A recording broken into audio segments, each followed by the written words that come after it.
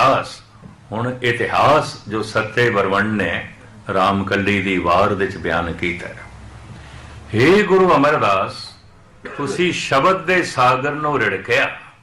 और छेती छेती मैं अर्ज करा, जिन बासक नेत्रे गत्या कर ने ही ताण।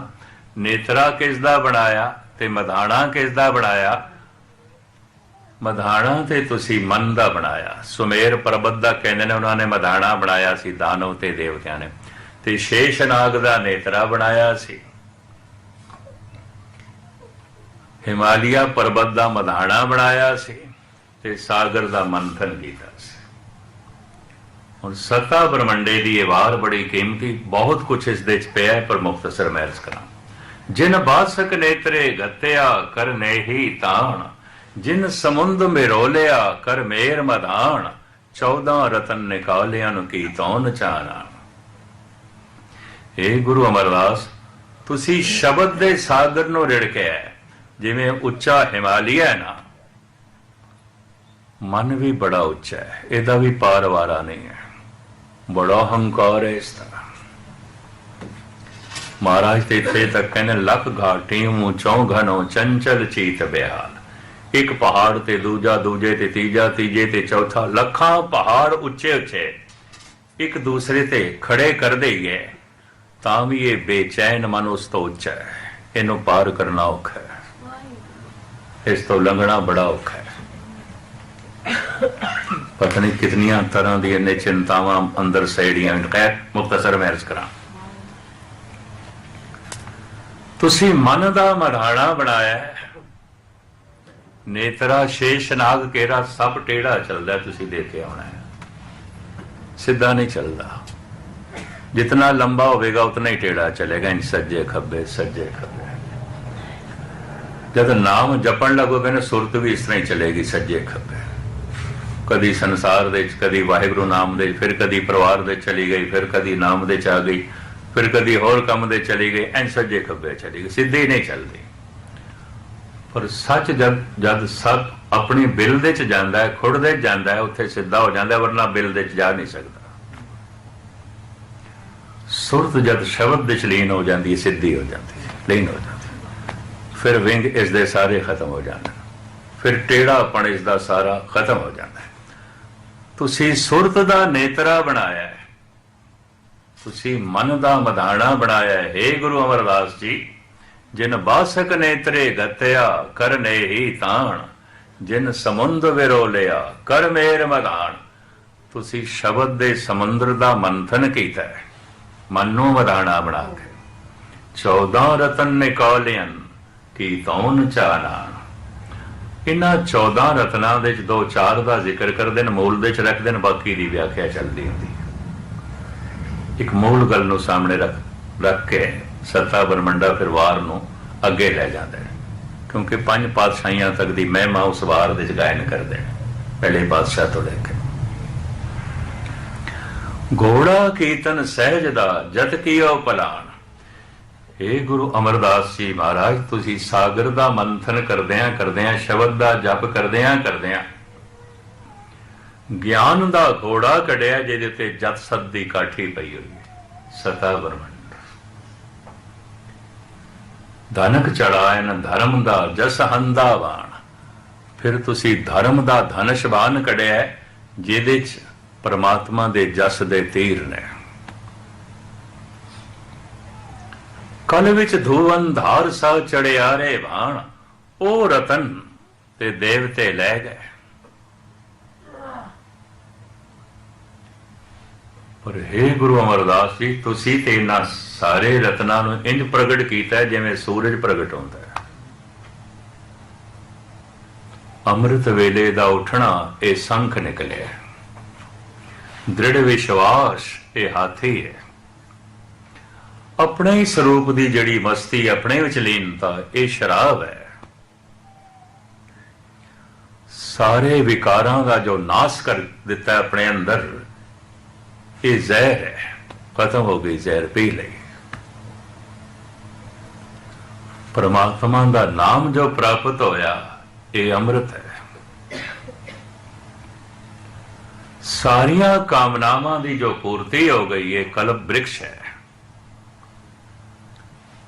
लोक जो सुहेला हो गया ये कामधेन गऊ है। एक एक दी जो है इंज गिनती करते जा रहे हैं। दृढ़ विश्वास जो दृढ़ इरादा है, विश्वास टुटता नहीं, ये हाथी है। और अंदर जिहड़ी शीतलता आ गई है चंद्रमा निकले है। इस तरह सत्ता ब्रह्मंड कहते ने 14 रतन निकालियन की तौन चानान। तुसी शब्द दे सागर दे चों 14 रतन कढ़ के चानना कर दिता है। सारियां नूं दिखाई दे रहे ने तुहाडे कोल ये है, तुहाडे कोल ये है। एक दफा शब्द दा जाप करिए, सुरत नाल जोड़िए, मन जोड़िए।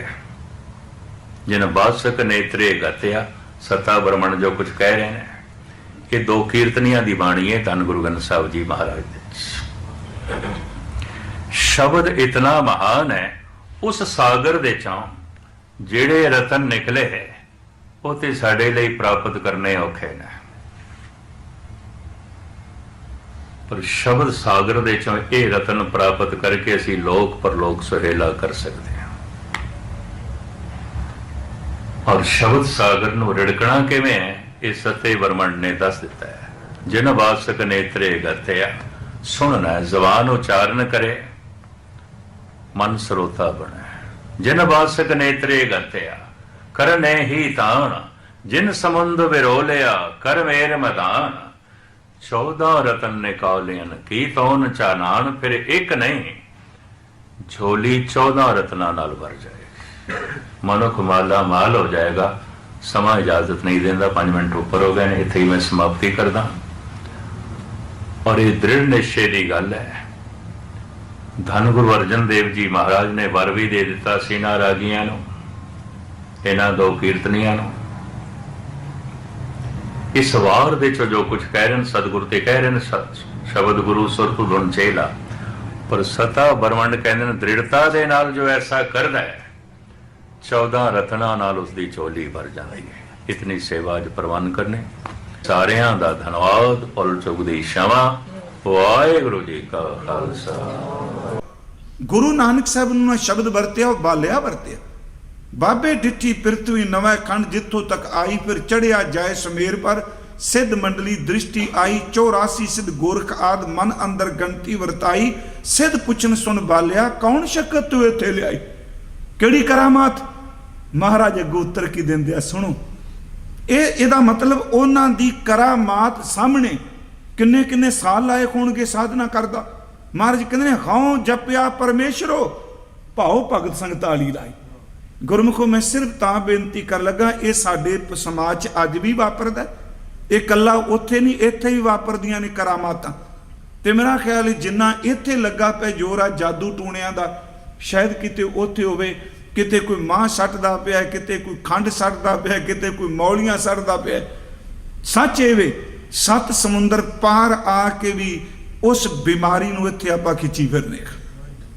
मैं बेनती करांगा बाबे नानक ने किहड़ी शक्ति दसी, बस आ ही अर्ज करनी। क्योंकि जिहड़ा महाराज दा शब्द अर्थ मैं कर दिते खिंच। पर जिथे गुरु है इत्थे शक्तियां दी की कीमत है जी। महाराज कहते खौ जपिया परमेश्वरो भाओ भगत संग ताड़ी लाई। ਇਹਦੇ अर्थ करने ने कहते ने तुसी करामाता नाल आए, मैं तो इको काम कीता। मेरे वाहिगुरू ने अपने नाम की दात दिती। मैं तो अपने परमेश्वर नूं जपदा जपदा वो ताड़ी दा अर्थ हुंदा समाधि। कहते तुसी ताड़ी समाधि कादी लांदे हो। बाबा नानक जी कहते आ मैं तो प्रेमा भगती जदों दा कीर्तन करना मेरी समाधि बस कीर्तन ही है। आ मेरी समाधि है। हाँ जपिया परमेश्वरो भाओ भग संग ताड़ी लाई। दरख्त नूं झाड़िया मठियाइयां डिग गईयां। गुरु नानक साहब मरदाना कहता भुख लगी मारे कहते चाड़ो जी, उत्ते चढ़े दरख्त नूं हिलाओ जी, हिलाता मठियाइयां डिग पईयां थल्ले। इदां ही सुनिया ना अज तक। हुण मैनूं दसो पई मठियाइयां डिग पईयां, आपां मठियाइयां टेक सकदे आ? नहीं। पर पातशाह की सिखा रहे आ सानूं? जिंदगी। ते जे कहणगे मेहनत करो काम करो ते रज रज मठियाइयां खाओ, ये कर सकते हैं कि नहीं कर सकते? ਮੇਰੀਆਂ ਭੈਣਾਂ ਕਹਿਣ ਵੀ ਕਿਹੜੇ ਦਰਖਤ ਨੂੰ ਮਠਿਆਈ ਝਾੜ ਕੇ ਲਾਉਣੀ ਹੈ, ਇੱਕ ਇਹ ਸਿੱਖਿਆ, ਇੱਕ ਸਿੱਖਿਆ ਇਹ ਦੇਣੀ ਹੈ ਕੰਮ ਕਰਨਾ ਹੈ, ਮਿਹਨਤ ਕਰਨਾ ਹੈ, ਪੈਸੇ ਕਮਾਉਣੇ ਨੇ। ਕੱਲ ਨੂੰ ਪੰਜੀਰੀ ਕਈਆਂ ਨੇ ਰਲਾਈ ਕਿ ਨਹੀਂ? ਅੱਜ ਸਿਆਲ ਆ ਗਿਆ, ਕਈਆਂ ਨੇ ਪੰਜੀਰੀ ਬਣਾ ਲਈ ਹੈ ਕਿ ਨਹੀਂ? ਬੋਲੋ। ਕਈਆਂ ਨੇ ਖੋਆ ਮਾਰਿਆ ਨੇ, ਖੋਆ ਬਣਾ ਲਿਆ, ਪੰਜੀਰੀ ਬਣਾ ਲਈ, ਅਲਸੀ ਦੀਆਂ ਪਿੰਨੀਆਂ ਬਣਾ ਲਈਆਂ, ਲੱਡੂ ਬਣਾਏ। ਤੂੰ ਕਿਉਂ ਹੱਸਿਆ?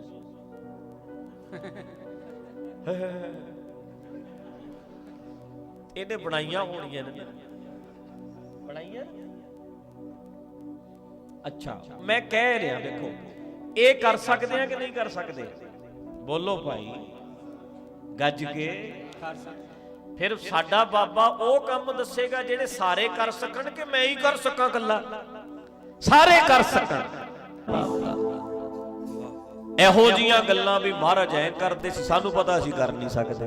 ਇਹਦਾ ਮਤਲਬ ਕਦੇ ਵੀ ਸਿੱਖ ਬਾਬੇ ਵਰਗਾ ਬਣ ਸਕਦਾ ਹੀ ਨਹੀਂ। ਇਹਨਾਂ ਨੇ ਵਿੱਚ ਐਸਾ ਇਤਿਹਾਸ ਹੀ ਇਦਾਂ ਦਾ ਬਣਾਇਆ। ਜੇ ਸਾਨੂੰ ਇਹ ਸਿਖਾਉਣ ਵੀ ਬਾਬਾ ਜੀ ਹਲ ਵਾਹੁੰਦੇ, ਕੰਮ ਕਰਦੇ, ਕਈ ਚੁੱਕ ਕੇ ਤੁਰਦੇ, ਹੱਸਦੇ ਖੇਡਦੇ, ਫੇਰ ਸਾਨੂੰ ਵੀ ਸਮਝ ਆਉਂਦੀ ਨਾਨਕ ਸਤਿਗੁਰ ਭੇਟਿਆ। ਸੱਚਾ ਗੁਰੂ ਕਹਿੰਦੇ ਮਿਲਿਆ, ਨਾਨਕ ਸਤਿਗੁਰ ਭੇਟਿਆ। ਪੂਰੀ ਹੋਵੇ ਜੁਗਤ ਹਸੰਦਿਆਂ, ਖੇਲੰਦਿਆਂ, ਪੈ ਨੰਦਿਆਂ, ਖਾ ਬੰਦਿਆਂ, ਵਿੱਚੇ ਹੋਵੇ ਮੁਕਤ। ਹੱਸਦਿਆਂ ਮੁਕਤੀ, ਖੇਡਦਿਆਂ ਮੁਕਤੀ, ਕੱਪੜੇ ਪਾਉਂਦਿਆਂ ਮੁਕਤੀ। ਹਰ ਧਰਮ ਵਿੱਚ ਹੈ। ਹੈਰਾਨੀ ਇਸ ਗੱਲ ਦੀ ਹੈ ਵੀ ਕੋਈ ਗੈਰ ਬੰਦਾ ਦੂਸਰੇ ਧਰਮ ਨੂੰ ਝੂਠਾ ਆਖੇ ਤੇ ਚਲੋ ਬੰਦਾ ਚਰ ਲੈਂਦਾ ਵੀ ਠੀਕ ਹੈ, ਆਪਦੇ ਧਰਮ 'ਚ ਅਕੀਦਾ ਰੱਖਦਾ ਨੇ ਕਹਿਤਾ।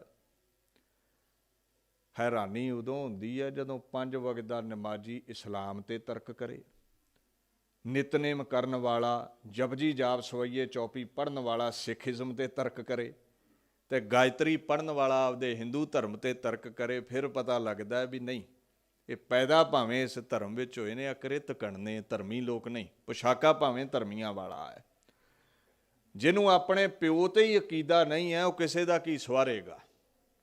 ਜਿਹਨੂੰ ਪਿਓ ਹੀ ਆਪਦਾ ਅਧੂਰਾ ਲੱਗਦਾ ਹੈ।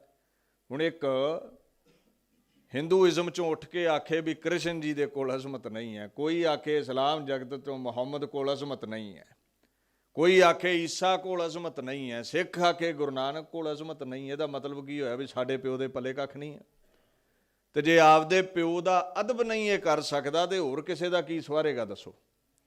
ਗੁਰੂ ਗ੍ਰੰਥ ਸਾਹਿਬ ਇਹ ਗੱਲ ਕਹਿੰਦੇ ਨੇ, ਮਿਰਤਕ ਕੋ ਪਾਇਓ ਤਨ ਸਾਸਾ, ਬਿਸ਼ਰਤਾਨ ਮਿਲਾਇਆ, ਪਸ਼ੂ ਪ੍ਰੇਤ ਮੁਗਧ ਭਏ ਸਰੋਤੇ, ਹਰ ਨਾਮਾ ਮੁਖ ਗਾਇਆ, ਪੂਰੇ ਗੁਰ ਕੀ ਦੇਖ ਵਡਾਈ, ਤਾਂ ਕੀ ਕੀਮਤ ਕਹਿਣ ਨਾ ਜਾਈ। ਮਿਰਤਕ ਕੋ ਪਾਇਓ ਤਨ ਸਾਸਾ ਏ, ਇਹ ਤੁਹਾਨੂੰ ਟਪਲਾ ਖਵਾਉਣ ਲਈ ਨਾ ਇਹਦਾ ਅਰਥ ਪੁੱਠਾ ਕਰਨਗੇ। ਅਖੇ ਜੀ ਜਿਨ੍ਹਾਂ ਦਾ ਮਨ ਕਾਮ ਕ੍ਰੋਧ ਲੋਭ ਵਿੱਚ ਮਰ ਗਿਆ, ਉਹਦੇ ਮਨ ਨੂੰ ਗਿਆਨ ਦੇ ਕੇ ਸੁਰਜੀਤ ਕਰਤਾ ਗੁਰੂ ਨੇ। ਨਹੀਂ, ਉਹ ਮਨ ਸਾਸਾ ਹੁੰਦਾ ਤੇ ਗੱਲ ਮੰਨਣ ਚਾਹੁੰਦੀ। ਇੱਥੇ ਹੈ ਮਿਰਤਕ ਕੋ ਪਾਇਓ ਤਨ ਸਾਸਾ, ਮਨ ਨੂੰ ਸਾਹਾਂ ਦੀ ਲੋੜ ਨਹੀਂ ਹੈ। ਮਨ ਕਿੱਥੇ ਮਰਦਾ ਹੈ? ਤਨ ਮਰਦਾ ਹੈ, ਤਨ ਨੂੰ ਸਾਹਾਂ ਦੀ ਲੋੜ ਹੈ। ਤੇ ਗੁਰੂ ਵਿੱਚ ਇਹ ਤਾਕਤ ਹੈ ਅਕਾਲ ਪੁਰਖ ਦੀ ਬਖਸ਼ੀ ਹੋਈ। ਮਿਰਤਕ ਕੋ ਪਾਇਓ ਤਨ ਸਾਸਾ, ਬਿਸ਼ਰਤਾਨ ਮਿਲਾਇਆ, ਹਾਥੀ ਹੋ ਗਿਆ ਜਿਉਂਦਾ।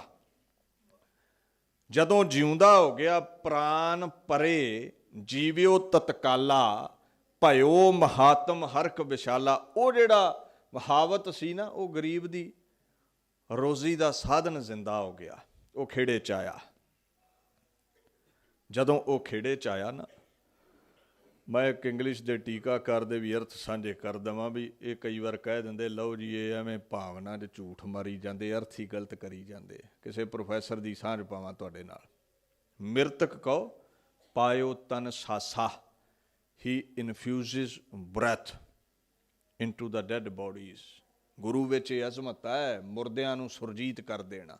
ਤੇ ਜੇ ਗੁਰੂ ਗ੍ਰੰਥ ਸਾਹਿਬ ਪਾਤਸ਼ਾਹ ਕਹਿੰਦੇ ਨੇ ਤੇ ਮੇਰੇ ਵਰਗਾ ਕੋਈ ਸਟੇਜ ਤੇ ਬਹਿ ਕੇ ਆਖੀ ਵੀ ਜਾਵੇ ਖਾਂ ਵੀ ਗੁਰੂ 'ਚ ਕਰਾਮਾਤ ਨਹੀਂ ਹੈ, ਤੇ ਆਪਾਂ ਕਿਹਦੀ ਮੰਨਣੀ ਹੈ? ਆਪਾਂ ਕਿਹਦੀ ਮੰਨਣੀ ਹੈ? ਬਾਣੀ ਗੁਰੂ, ਗੁਰੂ ਹੈ ਬਾਣੀ, ਆਪਾਂ ਕਿਹਦੀ ਮੰਨਣੀ ਹੈ? ਵਾਹੋ ਵਾਹੋ ਬਾਣੀ ਨਿਰੰਕਾਰ ਹੈ, ਤਿਸ ਜੇਵੜੇ ਅਵਰਨਾ ਉਹਦੇ ਜਿਹੜੀ ਵਿਚਾਰ ਕਿਸੇ ਦੀ ਨਹੀਂ। ਤੇ ਉਹ ਕਹਿ ਰਿਹਾ ਹੈ ਮਿਰਤਕ ਕੋ ਪਾਇਓ ਤਨ ਸਾਸਾ ਪੂਰੇ ਗੁਰ ਕੀ ਦੇਖ ਵਡਾਈ ਤਾਂ ਕੀ ਕੀਮਤ ਕਹਿਣ ਨਾ ਜਾਈ। ਹਾਥੀ ਹੋ ਗਿਆ ਜਿਉਂਦਾ, ਮਹਾਵਤ ਹੋਇਆ ਖੁਸ਼। ਅੱਛਾ, ਉਹਨੇ ਖੁਸ਼ੀ ਹੁਣ ਰੌਲਾ ਪਾ ਕੇ ਸਾਂਝੀ ਕਰਨੀ ਸੀ ਸਾਰਿਆਂ ਨਾਲ। ਅਜ਼ਮਤ ਕੋਈ ਵੀ ਵਿਖਾਵੇ, ਉਹ ਛਿਪੀ ਕਿੱਥੇ ਰਹਿੰਦੀ ਹੈ।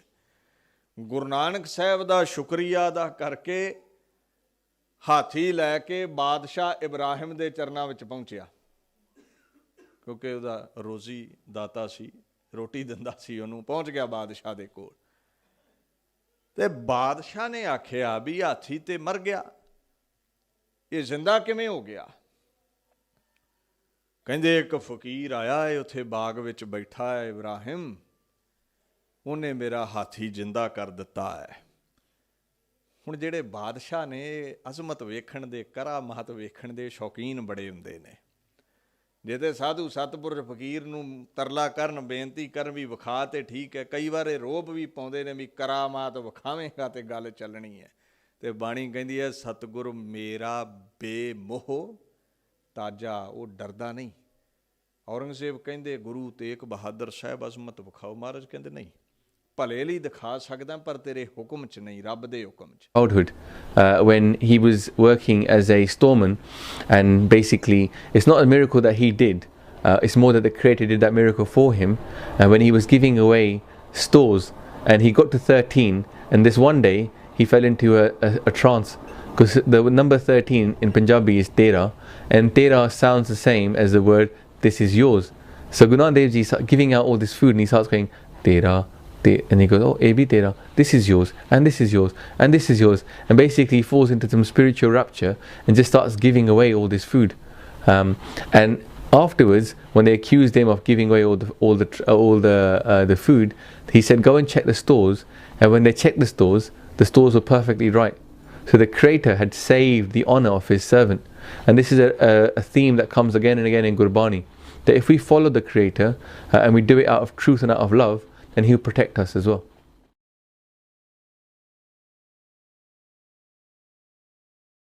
Guru Har Krishan Sahib Ji, he was the youngest Guru, as in age, and this slightly arrogant Pandit Hindu scholar came up to him one day and said to him, what do you know about the Gita?